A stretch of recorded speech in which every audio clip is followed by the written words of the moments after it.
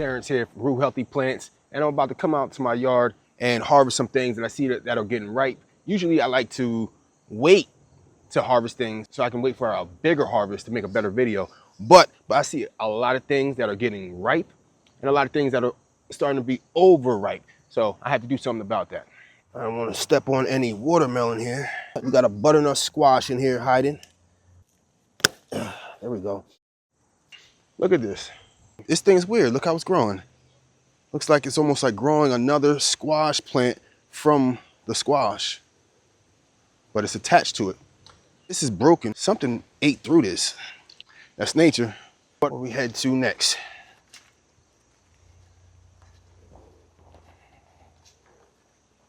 I'm going to cut some of these eggplant before they get too hard and fibrous.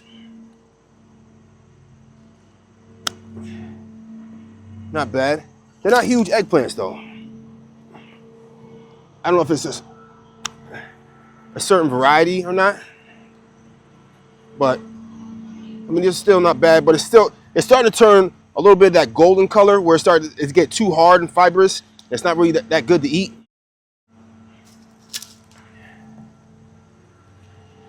No, we got some more in here. See, this is kind of what we don't want happening. It's turning more of that golden color. So this is overripe.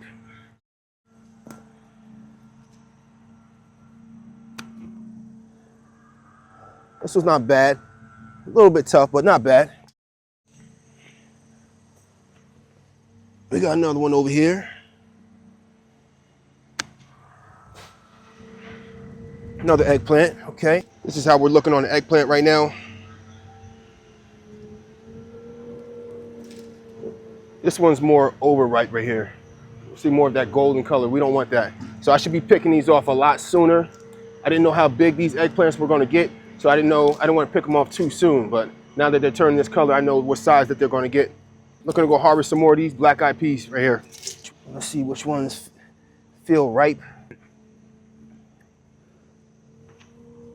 Because I got ones that are turning purple, but also have ones that are dry and ripe and ready that were actually still white. So I gotta touch them to kind of feel for it.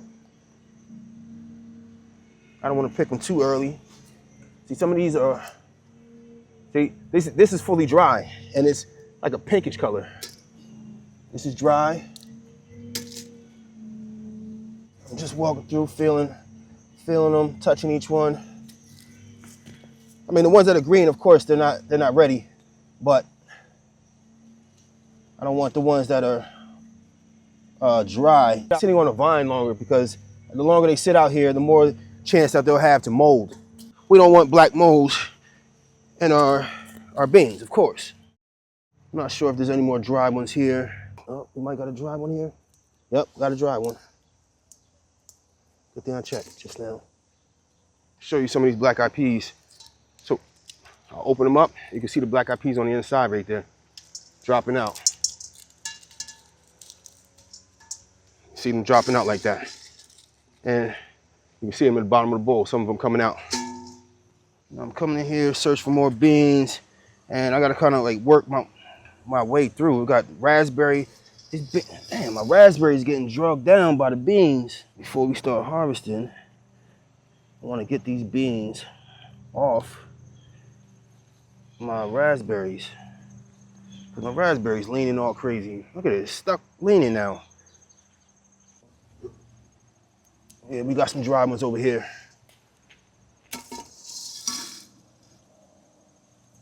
Pick these right off. And these are way longer. I think this is a different variety of black-eyed peas. Just feeling for them like the other side, because some of them, see, we got some white ones. This is dry though. It's all good. Just want to touch and feel. So I made the mistake before of picking some unripe ones, so I'll make sure I don't do that again. So I want to touch and feel. I just want to kind of like just push and prod, move stuff to the side, look for more, feel for more. It's kind of difficult to tell the difference because some are green, some are whitish, but these don't look far far apart different, but this one's dry, that one's not. That's why you gotta kind of feel for it. See, this is not dry. This is not ready. But they can be hidden in there, and I don't want them just dropping to the ground and then rotting or animals getting them. So I planted this so dense, but I didn't know that they were gonna start crawling and it's almost like choking out some of the other plants. I plant the stuff how I want it, how I want to. Like I don't really go about it, the rules of you shouldn't do this, you shouldn't do that. Man, I don't see any more right ones. Just feeling for them now. Oh, got a dry one.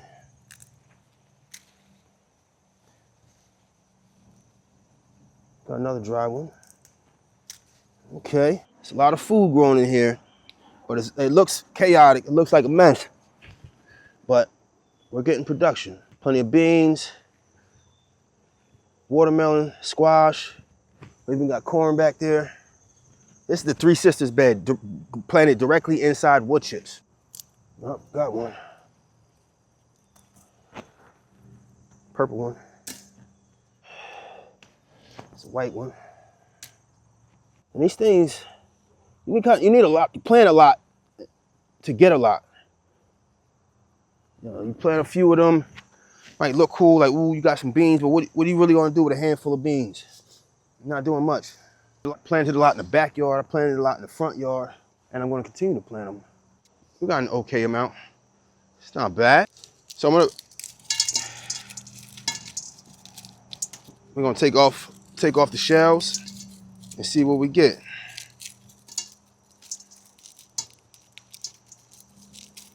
You see the difference? Some of them come out white, some of them come out purple. So we got long purple ones right here. We're gonna shake them out. They're nice and dry. They come out really easy. And I wanna see if I notice the difference between the ones in the white and the ones in the purple. I'm gonna take a couple from the purple. And I'm looking at them. Any more in this one? No, there's no more in this. And then I'm gonna take one from one of the ones that's in the white. I'm gonna put them in my right hand. Now granted, they're both black-eyed peas or cowpeas, and do I see a difference? I do. I do see a difference. I'm gonna show it on the camera. The ones in the white, the ones with the white outside, and then this is the ones with the purple outside. You see, these are the traditional, the black-eyed peas, and then these are more of like the purplish hue around that, where it would be the eye. So that center right there, the white spot in the center that's highlighted, that's the eye. So when they say black-eyed peas, so I guess this is a black-eyed pea, and maybe this is a cowpea. I don't know if they are, there's like a technicality between the two.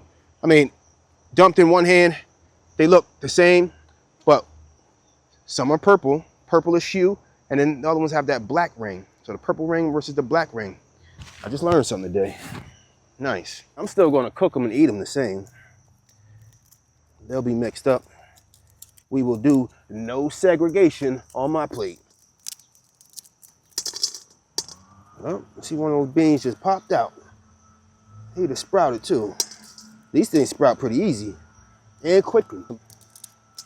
Oh, got an odd one. So this one right here was in one of those white outside ones, but it's black beans. I forgot that I planted black beans over there too. So we got some black beans right there. We have a ripe habanero in there that I want to take off before it falls off. And I don't get to have it at all. But there's a ripe habanero in here. There we go. Nice. Look at that one, that's pretty. Get a close up of this one. Look at that. That thing is fiery red right there. See, I'm using gloves to harvest this guy. There we go. So if you can see it towards the bottom here, it's starting to die, and it's starting to rot down towards the bottom. So I'm gonna cut this little piece off I'm gonna bring the rest in the house and I'm gonna eat that. There's one that's turning. And these cayennes will ripen off the vine, but if I leave it out here too long, they start dying and rotting. But this will turn fiery red in the house. But also, it's gonna not take energy away from the ones that are existing on here that are green. So we got green ones on here, but we want those to ripen quicker and this plant to produce more. You see, we've got flowers here. So this plant wants to do a lot more, and we're helping it out by cutting this off. In between my thyme and my sage and my pollinators, we have our butternut squash. And I want to take this stuff off. We have 5 eggplants.